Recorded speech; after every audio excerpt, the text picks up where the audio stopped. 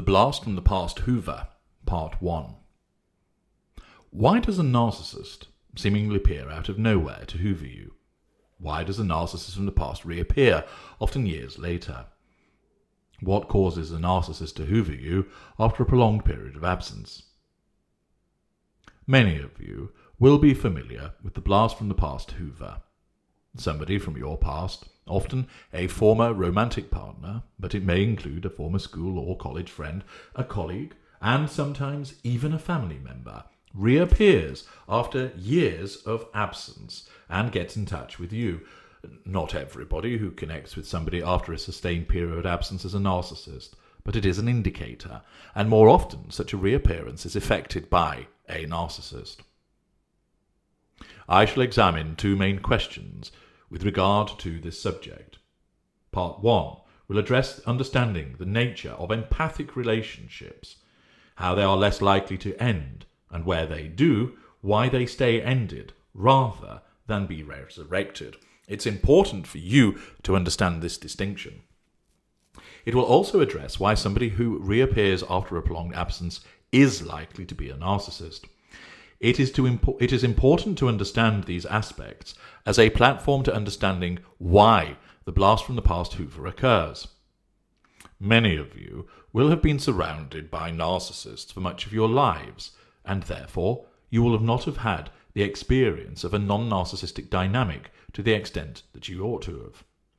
The repeated presence of the narcissist conditions you, alongside your addiction and emotional thinking, to see such dynamics as the norm. This obscuring effect, alongside the impact of emotional thinking, results in you failing to know and recognize the various red flags. It is fundamental for you to understand the dynamics of various empathic relationships, to know why someone who turns up out of the blue may well be a narcissist, and thereafter, where somebody is indeed a narcissist, why is it that the narcissist returns after such a period of absence? Is somebody who reappears after a long period of absence always a narcissist? The short answer is no. However, when somebody does come back into your life after many years away, you ought to pay careful attention to their behaviours, because there is a risk that the individual may be a narcissist. One of the key indicators of a narcissist is the absence of emotional empathy and the absence of empathic traits. Those empathic traits include such behaviours as honesty, compassion, and decency, amongst others. Ordinarily, when you are friends with somebody, and I've witnessed this, your emotional empathy and theirs means that you maintain, nourish, and invest in the friendship. Some friendships manifest where you may see that person every day, even briefly. With others, it is seeing one another once or twice a week, with communication by phone, text message, or social media message in between. With other friendships, you may not see one another in person often at all, distance and other commitments being factors. However, you keep in touch through phone, text message, or social media.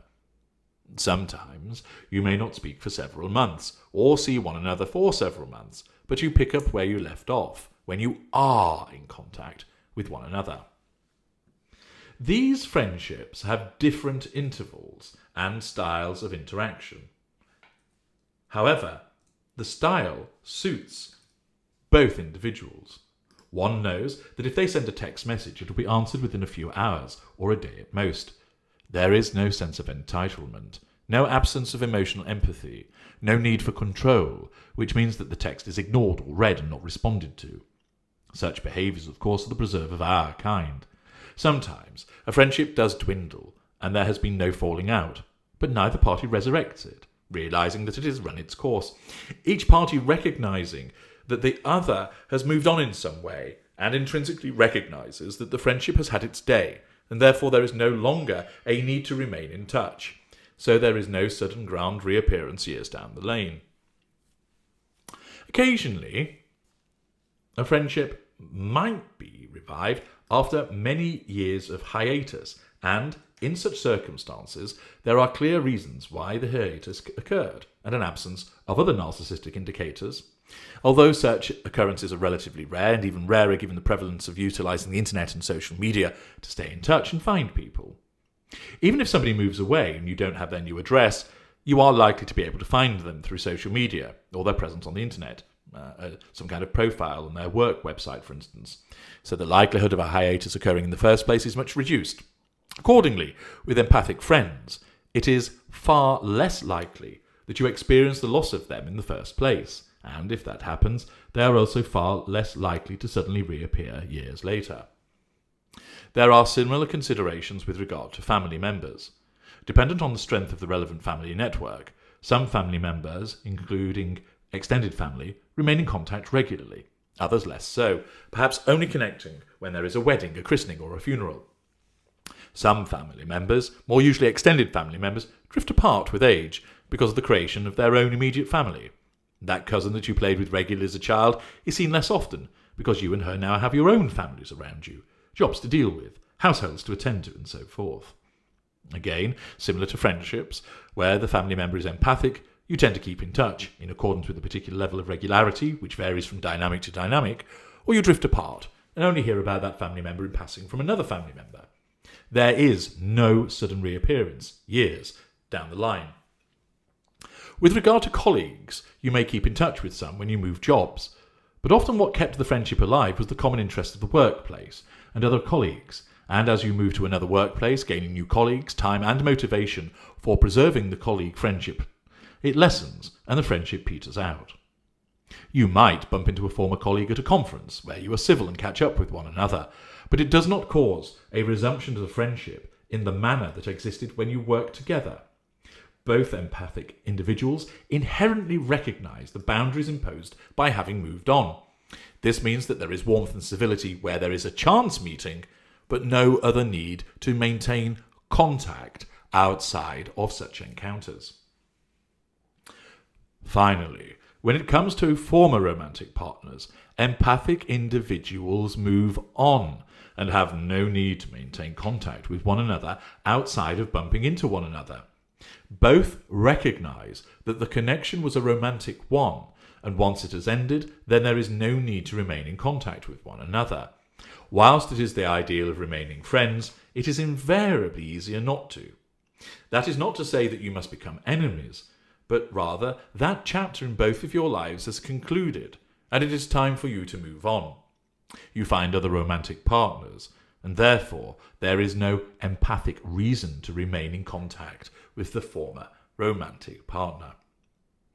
Occasionally this happens, for instance, where empathic parents have to have contact because of children after the parents have split up, or your former romantic partner works where you work or lives nearby, so you will see them. In those circumstances, since both are empathic, you don't strive to maintain contact. After all, the romantic relationship is over. However, where you do bump into one another, the interaction is civil and possibly friendly. Where there is no legitimate basis for repeated interaction, both realize the relationship is over and it is consigned to the past. The empathic individuals recognize that it has ended. They respect that both parties have moved on. They respect the new relationship they are in and the relationship that the other person is in. They may happen to bump into one another years later by chance and doubtless would be friendly. But beyond that chance encounter, there will be no need to swap numbers, to pledge to meet up again, to reminisce about the past. Both individuals, through their empathic traits, recognize that the relationship is done and dusted, and they keep it where it belongs, in the past. The individual who reappears in your life after years of absence is not always going to be a narcissist, but there is a significant prospect that he or she is one, and therefore you should proceed with caution. You should also be examining their behaviour for other red flags alongside this one of the blast from the past Hoover. The relationship either ought not to have foundered in the first place, or where it has, then the relationship has run its course, and other than a chance brief encounter, as explained earlier, there is no basis for resurrecting the relationship. The reappearance in isolation is only an indicator, but it is a significant one for the following reasons. 1. A person who just walks back into your life is exhibiting a sense of entitlement. 2. A person who has failed to maintain the friendship or family connection by having no interaction or contact for a long time is demonstrating a lack of accountability to the maintenance and upkeep of that relationship. 3. A person who suddenly gets in touch with a former romantic partner is similarly exhibiting a sense of entitlement, especially if the individual returns with proclamations about unrequited love. 4. An individual who returns, who makes remarks such as, "I should never have let you go. You were always the one. I have never stopped loving you. It was always meant to be that we would end up together," and such similar comments, is exhibiting magical thinking. 5. An individual who was a former romantic partner who contacts you when they are in a new relationship is showing a sense of entitlement, a lack of accountability, and a lack of emotional empathy. 6. An individual who was a former romantic partner who contacts you when you are in a new relationship and they are aware of this is showing a sense of entitlement and a lack of boundary recognition. 7. An individual who was a former romantic partner who contacts you and compares you to their existing partner is showing a lack of emotional empathy and is triangulating. 8. An individual who was a former romantic partner who contacts you and speaks unpleasantly about their existing romantic partner is showing a lack of emotional empathy, is triangulating, and is smearing. 9. An individual who offers no explanation for why a non-romantic relationship foundered is exhibiting a lack of accountability and is acting in an entitled and dismissive manner. 10. Be observant for a differing explanation being offered for why the individual has failed to remain in touch, where non-romantic, compared to what you know has actually happened. This is likely to evidence the differing narcissistic perspective in action. 11. A person who reappears and is seeking assistance or resources is demonstrating a sense of entitlement and the need for part of the prime aims. 12.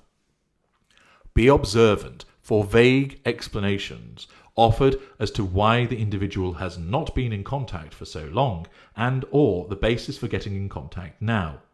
Vagueness is a form of manipulation often used by our kind as it aids the preservation of a lack of accountability and thus the assertion of control, which is one of the prime aims. Accordingly, recognize how empathic relationships of differing kinds ought to function, and recognize that while sometimes a person can disappear from your life and return in circumstances which are nothing to do with narcissism, it is unusual. Instead, understand that the reappearance of an individual in your life, especially a former romantic partner, is a significant indicator that the individual is a narcissist and you are experiencing the blast from the past Hoover. Part 2 of this video will examine why the confirmed narcissist uses this type of Hoover, what causes it, and the various forms by which it manifests. I'm H.G. Tudor. Thank you for listening.